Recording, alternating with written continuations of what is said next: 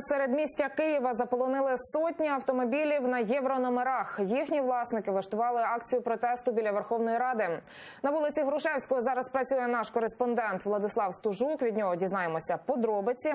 Влад, вітаю. Розповідай, які вимоги протестувальників. Вітаю, Оксано. Так, дійсно, центр Києва, зокрема урядовий квартал, заповнений автівками на єврономерах. Направду, рух не перекрито, але значно ускладнено. Автівки припарковані ялинкою вздовж узбіччя. І така ситуація тут з 6 ранку.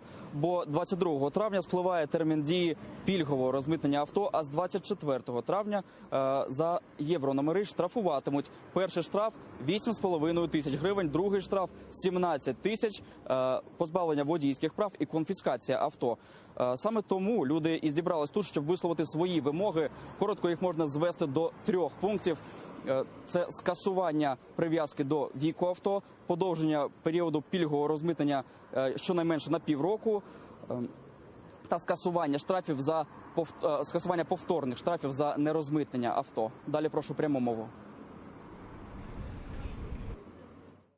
Єдина наша вимога – відтермінувати до кінця 2019 року вступ карального закону. Для того, щоб ми могли можливість подати новий законопроект, в якому буде скасовано коефіцієнт віку.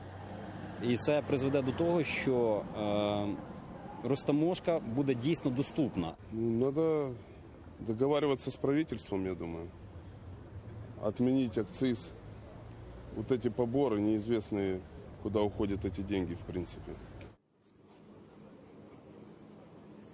Протест автовласників проходить спокійно, без жодних погроз і сутичок, а організатори акції «Автоєвросила» чекатимуть тут 2 дні, поки парламентарі розглядатимуть їх вимоги.